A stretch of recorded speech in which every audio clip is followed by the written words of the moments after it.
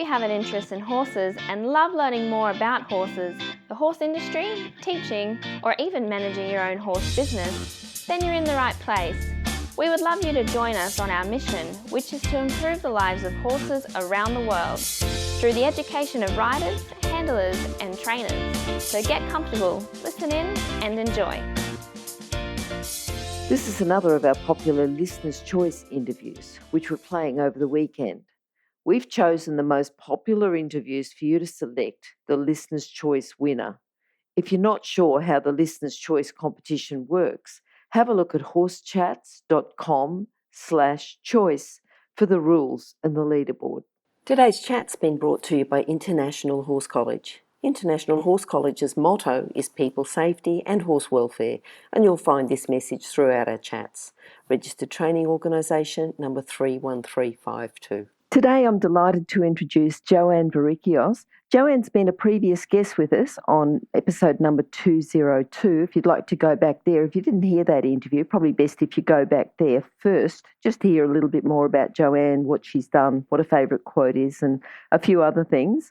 Today we're going to talk about the 10 judges' secrets to improve your competition results. How are you today, Joanne? Tremendous. Thanks, Glenys. How are you? Wonderful, wonderful. Now, Joanne, I know that you've written a book. You've got the 7 steps of success, and I know these points, these 10 points, are sort of hinging on that. Judges' secrets to improve your competition results. Do you want to talk a little bit about how you started judging and what you do now as a judge? Okay, thanks. And thank you for having me back too. Oh, no worries. We enjoy having you. Lots of knowledge. Thanks. I started judging through stewarding. I was into eventing, and so to give back to the eventing club I was in, because I didn't compete at every event, I would be a gear steward and do other things like that. And I enjoyed that, and being around the horsey scene and making sure the rules are met. I'm a bit of a stickler for rules, as you'll probably hear later in the interview as well. And so then through stewarding and competing at agricultural shows and becoming a stud manager and horse breeder, I got a little bit of a reputation for having a good eye for a horse, and I was asked to judge at agricultural shows, and I got to do everything from harness ponies to thoroughbreds, none of which were my specialty, but with an eye for a horse, you can, do a good job for everybody. And to my knowledge, I actually never had any complaints. And then when I got involved with the Australian Warm Blood Horse Association in the early to mid 80s, I started to train with them as a classifier.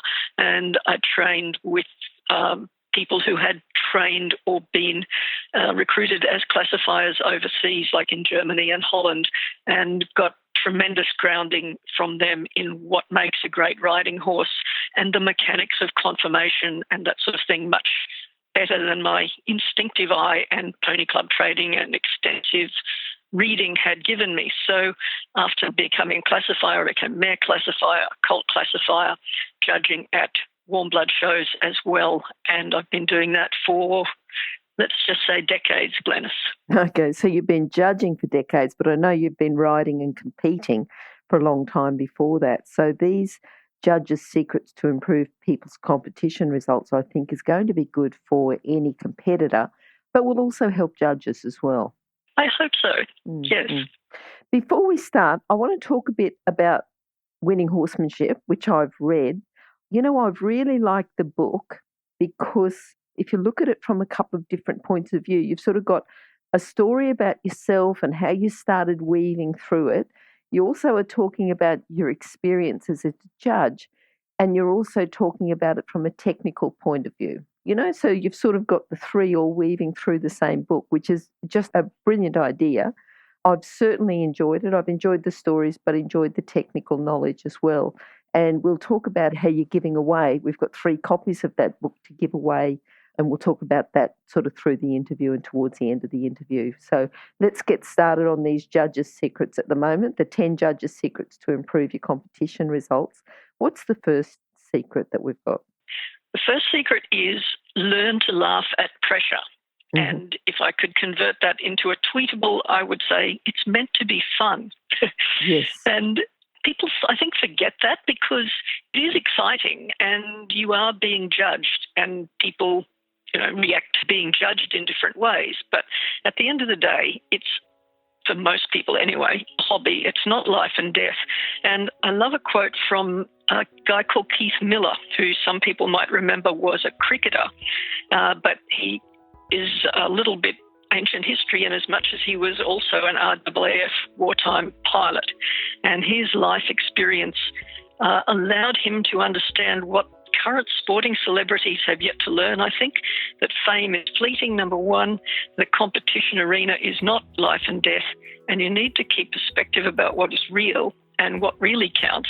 And he said, if I can just paraphrase him a bit because I won't use one of the words he used, he said he was asked in an interview about pressure and he was going to go into a test cricket match, and someone said, how are you going to handle the pressure of this test cricket match? And he said, pressure? There is no pressure in test cricket. I'll tell you what pressure is. Pressure is a Messerschmitt up your rear end. Yes. Messerschmitt, for those who don't know, being a fighter plane on the enemy side. So that's pressure, and everything else is really just self-imposed because, the judge is not trying to kill you. The other competitors are trying to beat you for sure, but they're not trying to kill you. So it's meant to be fun, and that's the first one. Laugh at pressure. Yep. And even the champions get beaten. Sometimes you win, sometimes you learn. And if you don't enjoy it, you don't have to do it. So I would say either learn to laugh at it or find an equestrian outlet where you aren't being judged and aren't under that pressure.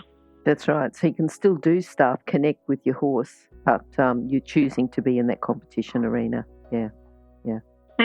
Yes. And it's a learned skill, and I do cover this a bit in the book. If you are throwing up nervous, you can get over that. I know when I first started speaking in public, there was no way I could hold a sheet of paper for notes because the audience would see it shaking along with my knees knocking. Now that doesn't happen, but, it took practice and it took guts to keep standing up and doing it until I mastered that. Mm-hmm.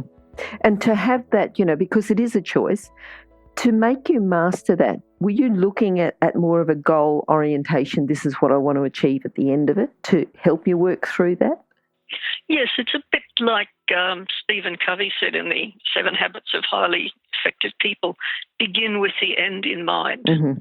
Yes. And the other thing I would say, which is I think a huge tip someone gave me once in a presentation skills course, is that if you know how to be bad, which we all do because we can all do Sure. the knees knocking, teeth chattering, inept thing. If you know how to be bad, you know how to be good. You just reverse it. It's almost acting and not fake it till you make it, but practice until you can do the good thing more than the bad thing. Yep. Okay. All right. That was good on the first point. We sort of kept talking there. What is your second point that you've got? The second point is strive for excellence, not for perfection. Mm-hmm. I would say good horsemanship and good riding should be a habit. So you should always be trying to do as well as you possibly can in the knowledge that it's never going to be perfect. So there's all sorts of things that you can do something about, lots of things you can't do something about. So if you want to be put on an excellent performance, what are some of the things you can do? I hear you asked. Well, you can't change your conformation, but you can choose tack and colours that will complement yourself and your horse. So your coat colour, for instance, your saddle cloth can make people don't often think about this, but it can make your horse look dingy or it can make his or her colour pop. So a tip there would be to take the horse's photo with you when you go clothes shopping and buy colours that suit you but will also work with your horse. Yes.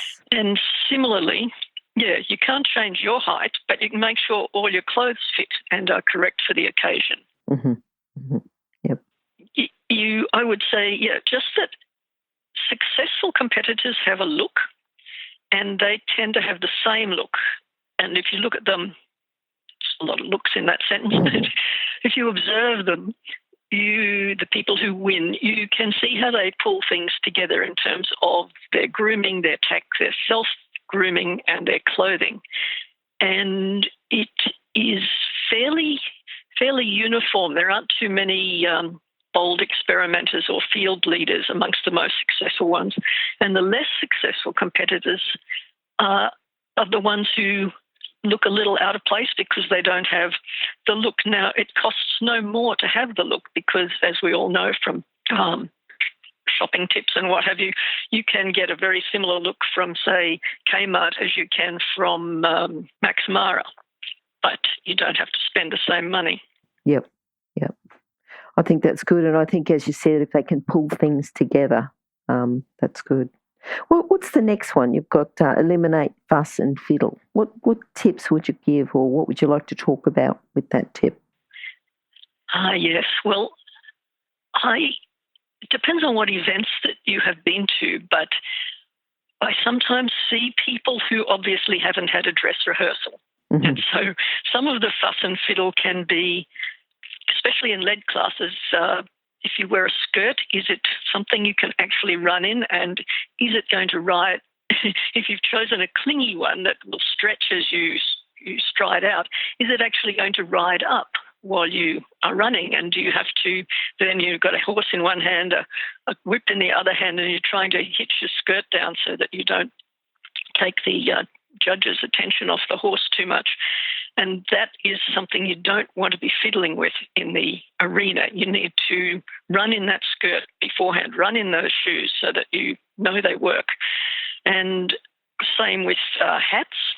Wear a hat with your horse on a windy day, see if the horse's face knocks your hat off, that sort of thing. But in terms of tact, my absolute pet hate is chains. I hate chains, nose chains, jaw chains, just chains clipped to lead ropes for the look of the chain because it makes a noise. It looks like, unless it's required by the class rules for whatever you're showing in, and some Western classes I think may require a chain as part of the look. The horse often plays with the chain, especially young colts who people tend to think they need them on. And so there's a lot of lipping and then jerking the chain out of the horse's mouth all the time. And it is often where people's hands need to be on the lead rein and it's not comfortable for them. I think chains are a disaster, so I don't like chains. And the other thing is how you behave in terms of fuss and fiddle. Don't niggle at your horse. Don't pick at your horse constantly. Don't plead and rant, and definitely don't punish, but equally don't kiss the horse in the ring. Don't pet the horse either. Mm-hmm, mm-hmm. Yep. I'm just thinking about, the running and the skirt and the hat, and just a funny story that was in your book. Would you like to go over that, or will you leave it to people to read the book? I think if you can briefly go over it. Yeah. Okay, yes, just, is that the one about the person who had the horse knocked her hat off and she fell over? Yes. I think that sort of is the brief outline, but I think the way that Joanne's written it's quite good and it's quite funny and quite imaginative as well. I think you haven't done yourself justice. I think that when you read the book, read the information, I think you'll enjoy it a lot more. Yeah. Glad you enjoyed it. Yeah. Look, I know you're a stickler for rules, Joanne, so the next one is obey the rules. Would you like to give us a bit of an example, like an example, or talk about obeying the rules as well? Sure. And to obey the rules, first you have to know the rules. Mm-hmm. And time after time, you see people who haven't read the rules or haven't memorized the rules or have forgotten the rules, and it's really fundamental. So don't go into the arena for a competition, say for dressage or a warmblood event, wearing boots or bandages on the horse's legs. It's fundamental, but how many times, and especially as a gear steward, have I had to remind people, take them off? Do you have the right bit for your class? Do you have the right latitude in your noseband? Is your whip the right type or right length? There are millions and millions of things. And the other part of knowing the rules is having a bit of an idea of what's required for the sort of workout that you're going to do. But we'll perhaps touch on that elsewhere. But knowing the rules is a courtesy to the judge, I believe, because it saves the judge having to coach you in what's required. And that's not the judge's job. You know, the judge's job is to judge. Yes, and there are judges and there are judges, and I'm the sort of judge who will help, try to help people as much as I can, timetable allowing. And so I will say, oh, yes, you have to, be on the right rein or whatever. Or did you realize you got to take your boots off in a hurry? But a lot will just say, eliminate it. Yeah. And I think it depends on the level of the competition too, doesn't it? You know, at the lower level competitions, the judges are coaching as well, but then as they go through, by the time you've gone through a few competitions and you get to a higher level, it pretty much, and as you say, it's to obey the rules first, you need to know the rules. Yes. Yeah. And if you're in a big class, 30 horses or something, it's immensely different from being in a class with 1 or 2 or 3 horses, or even in an event like the AWHA National Championship Tour, where you're the only horse on show at that moment. And in a big class, why would a judge bother to even tell you when they have 24 other competitors who are all correct and ready to be judged? Mm-hmm. Yes. All right, we've got number 5 here, is to develop and inspire your horse. Yes. I like the idea of inspiring your horse because I completely believe that it's true and possible, and I've experienced it happening. There's an old saying that the horse you get on today isn't the horse you got off yesterday. And it's equally true that the horse you get off today isn't the same one you got on. So and we're talking about riding. Obviously, if you are working in hand, it's the same deal. But you are either improving or you're going backwards. There's not a lot of static stuff with horses because they are so intuitive themselves and so quick to learn. I know it doesn't seem like it sometimes, but if you communicate clearly with them, they learn very, very quickly.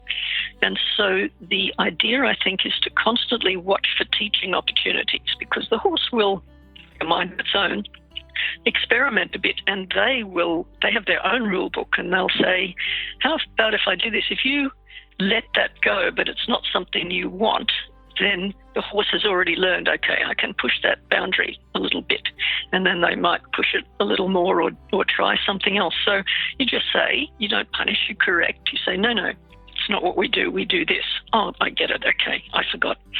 Forgive me. So that's part of it. And then the other part is, in fairness to your horse, you have to prepare them for what they're going to encounter when they go out of your yard, out of your establishment, away from where you assist them, where they're familiar with, and deal with sideshow alley and flapping bunting and dogs and people with prams and, shiny sponsor signs and banners and all that sort of thing. So I think the message is, get it right before you compete, and then finesse your aids and your cues so you don't have to fuss in the ring.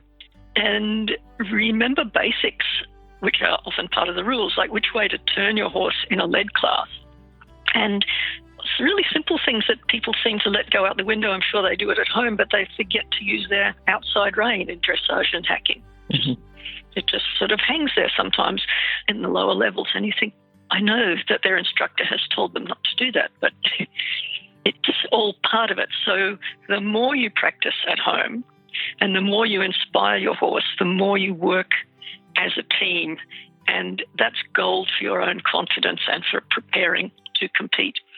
Yep. And I'm just going back to one of the earlier notes about good horsemanship and good riding should be a habit. So you're talking about developing these habits on a daily basis. Yes, exactly. So that in the ring, they're second nature. And if the horse does something you don't want, you can say, not verbally, but tell the horse, no, that's not what we do. We do this.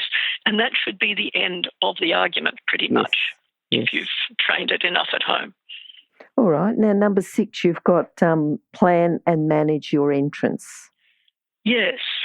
I think that's really important, and it's part of ring craft, but it actually begins before the ring, because you want to, ideally before your class, get there early enough so you can have a look at the action area before you go in. So whether it's an indoor arena, an agricultural show with 6 or 8 rings going on and the trots around the outside. Yes. I'm sure you've been to I'm these sure. Yes. exciting events. Yes. And you want to see, okay, what is there? And anticipate and plan your entire workout. So let's say it's the agricultural show and you're in ring 3. You need to look at what's going on in the other rings. Are they all horses? Are some of them llamas or dogs? And then watch some of the other competitors in the ring you'll be in. Is there a boggy spot? Is there a slippery spot? In an indoor arena, maybe there are sunspots and horses are shying at them. Sunny areas where there's panels in the roof or something. In outdoor settings, there might be telegraph poles that throw shadows that horses might want to jump over. All sorts of things. As the steward carrying a dozen flapping satin ribbons. It's an exciting place. So you need to look at it and just not panic, but observe and think, okay, if I get near that area, I will be ready for it. I will ask my horse to half halt or do a bit of shoulder in or something like that so they don't shy or spook or they're busy and not looking at the shadow. Yep. Does that make sense? Definitely. And I think the big thing is you don't just get there to be early and to be organised. You get there to give your horse the best advantage so that you can show them to their best advantage. Yes, exactly. And then part of that is warm-up, part of that is visualisation. You've got to remember that that first impressions count, and so you have to be showing almost while you're in the collecting ring. So you need to gauge how you're going to leave that collecting ring, and you're going to leave enough space between you and the horse in front. 2 or 3 lengths is ideal in indoor situations. Some, Western showing, for instance, which I'm less familiar with, but I know being on the rail is the coveted position, but you have to make sure that if you're on the rail, there aren't horses inside you that are obscuring your horse. It's a whole science to how you handle the corners so that you gain ground or lose ground. And basically, what I would say is merge with your horse and concentrate. So bear in mind the idea is to be visible to the judge and plan your workout so the judge can see you. It doesn't mean you cut other people off or dive in front of them or do anything discourteous, but remain visible and remain on show the whole time. Yep. All right. Now, the next one we've got, number 7, is maintain your posture. Would you like to speak about that a little bit? I think posture is something that is a bit underrated in common life these days. Yep. Like when I was a kid, we were told to stand up straight, and people did deportment classes and had to walk with books on their head and all sorts of things so that you basically maintained your body in alignment.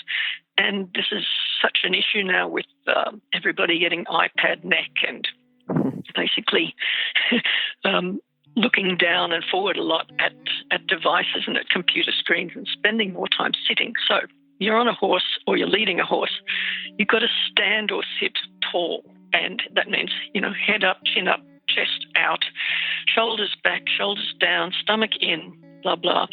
And in this posture, you look competitive, you look confident, and if you try it, even now I'm sort of doing it, speaking to you, actually that's okay, because so am I.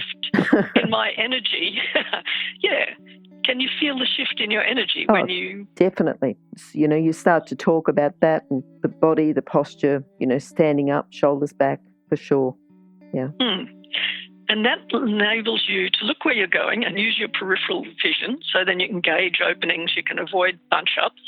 You shouldn't, when you're riding anyway, even alone, be looking down at the horse or at your hands, because neither of them is going to change colour.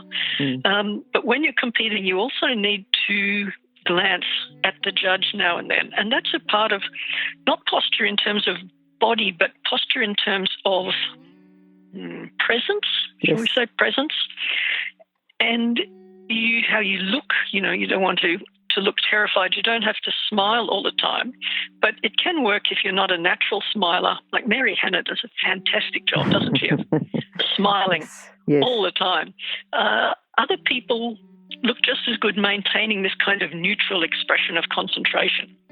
But either way, you need to look like you belong and that you know what you're doing. So you want to tell the judge with your body language, I'm a contender.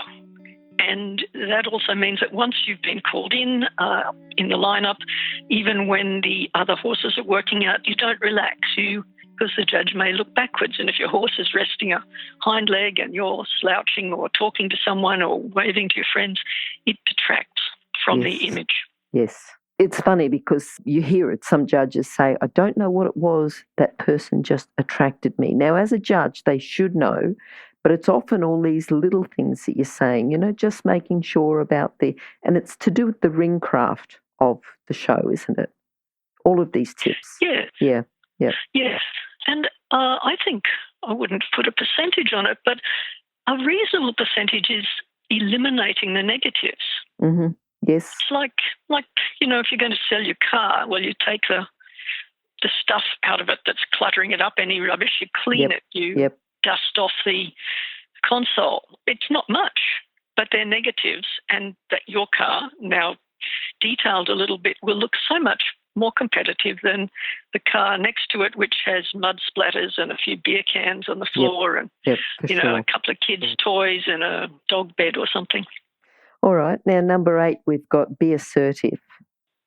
Yes. Be assertive is part of posture in a way, but it's twofold. In fact, it's threefold. You need to be assertive with your horse. So you have taught your horse manners and obedience, and you need to keep his attention and keep him working and not be a passenger and certainly not be a grass skier. So assertiveness with the horse.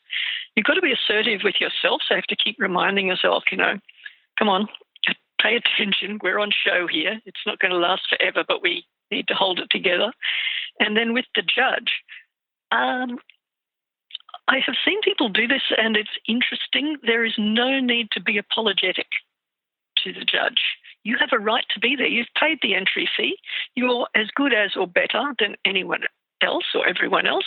Your horse is as good as or better. You've worked hard. And equally, you need to be assertive with your space in the ring. So you have a right to be there. So do the other competitors, as long as you keep a safe distance and allow yourself to be seen. You don't have to defer to anybody. In the class, you are an equal. Yep, that's a good tip. If you're an equestrian coach or a horse riding instructor, or even if you aspire to be one, have a look at the free video series for horse riding instructors on the Horse Chats website. Go there now, have a look, horsechats.com. The next one, present your horse like $1 million buyer is watching. It sort of goes back to the what you were talking about with the car, isn't it, about eliminating the negatives. But what else have you got to say about that? Yeah, that's true. Even if you'd never sell your horse, I think I mentioned before visualization. Mm-hmm. It can help people to get out of their own head and into a different space where they are more showman-like, shall we say. If you are thinking, okay, I have planned all my life to sell this horse, and now the buyer who's Sheikh so-and-so is going to give me $1 million for this horse. And so how would you be under those circumstances? You would, I think, try to be polished, proud, proficient, and with the horse, you would want that horse to be either motionless or in motion at your call. Yep. So I'll repeat that. You want the horse to be motionless or in motion at your call. What does that tell the prospective buyer or the judge? This is a well-trained horse that would be a pleasure to own. Yes. And then you have the attitude, if there are other horses vying for the same buyer, that not that, oh, maybe they'll buy that one. No. You say to yourself, everyone else has to beat me. Yes, yes. And I liked also to and this is just something to do with training, the horse is either motionless or whatever, but it's at your call. It's whatever you want the horse to be doing, not for the horse to decide. And that's a bit more to do with training, but I think it's a pretty important one. Yes. Yes, the horse has a voice, but you've had the conversation at home and you've struck the deal like you would in any partnership, going ballroom dancing, for instance, or playing doubles tennis. Okay, this is how we're going to put our best foot forward on this occasion. Yes. Okay. The last one we've got, you said, don't do what the pros do, but do think how they think. Yes, I wanted to end on that one, which is number 10, because I have said before, watch how the best competitors present themselves, etc. And to a degree, yes, copy them, but copy their thinking and their image. Don't try and copy them exactly. I'll tell you a story that struck me very deeply. In my first Sydney Royal show, I took powerlifter to Sydney Royal to compete in the lead warm blood stallion classes. And there was a very, very well-known hack rider warming up in one of the warm-up areas. And he had a piece of baling twine around the horse's neck, just orange baling twine as it was then. And it was doing nothing, just a loop of string around the horse's neck. And somebody said, hey, I won't mention his name, why do you have that bit of baling twine on the horse's neck? And this was a peer, a friend. And he said, just so people will wonder what I'm doing. And he said, I bet by the end of the show, if I win, there'll be other horses with baling twine around their neck in the warm-up area. That's funny, yeah. And I thought, yeah, he's probably right. Yes, people will copy it. So don't blindly copy is the point of the story. If there is a reason to do it, then by all means do it. But don't do it just because they do. And why is that? Because they're not you and their horse is not your horse. And all horses, as we know, are individuals and so are all people. But, success does leave clues. So study them closely. Yes. And do what they do in terms of what I said before, knowing the rules, etc. The pros know why the judges ask for lead workouts on the right rein. They know why judges call for side on halt or whatever.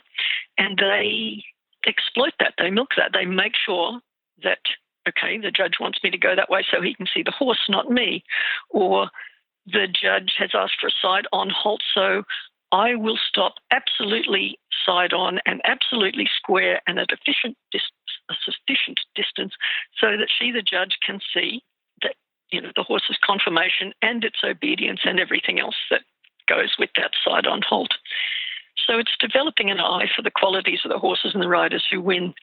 And the other thing is, what do the pros do? They often aren't working alone, so it's easier for them, but they keep themselves and their horse topped up with water and meals because, you're not going to win if you are dehydrated and you've got low blood sugar. Both you and your horse will be tucked up and hangry, and that's not a good recipe for success. Yep. Just going back to the baling twine as well, you want to copy what people do, but you said earlier about winning competitions pull things together. It's not just the individual things that the winning competitors do. It's all the little individual things, not just one. Yes, absolutely. And the idea, if you want to get into this seriously, is to develop your own style. And one day, the baling twine brigade will copy you. Yes, it's interesting. Yep. All right. Now, Joanne, after that, we're going to talk, and I'm sure that the listeners would have heard a lot more about you, and I'm sure they'll be all thinking right now, I want to get on and win that book. Basically, if you go on to the Horse Chats and go onto iTunes, if you leave a 5-star review, mention Joanne's name in the book and talk about what you found valuable about this interview. If you want to learn more about something, that's great. That's a good time to say it there. But talk about why they'd like that book, and we will draw a book just so that, people, not everyone listens to this straight away. So we've got a little bit of a chance there. We'll draw one in July, one in August, and one in September. So if you'd like to do that, if you want to go onto iTunes, leave that 5-star review, make sure that you mention Joanne. And anyone that mentions Joanne will go into the draw. And if you'd like to learn a little bit more, if you'd like Joanne to come back and talk a bit more about some of the things she's mentioned today, and talk about why you'd win the book. That'll just sort of put you in advance probably of, although it's a draw. So it'll be great if you do talk about why you'd like to win the book anyway. Yep.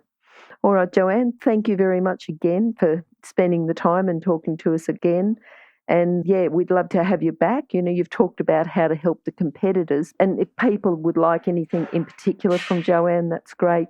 I'm thinking about your next interview, Joanne. You could talk about something that's going to help judges or help people to start judging. Give them a little bit of a pathway. You've talked about your pathway, but just some ideas of how they could start to judge would be wonderful. Sure, I would love to. That's great, Joanne. All right, well, we'll talk to you very soon, and thank you very much. Bye-bye. Thank you, Glenys. Bye. If you've enjoyed this chat, then please comment, rate and subscribe. If you'd like any changes or recommendations for guests, then please contact us through horsechats.com. And while you're online, have a look at the government-accredited courses at internationalhorsecollege.com. Registered Training Organisation 31352. Remember that our comments and instructions are general in nature and do not take into consideration your individual horses or your individual ability and circumstances. If you enjoyed this podcast, then please leave your comment below.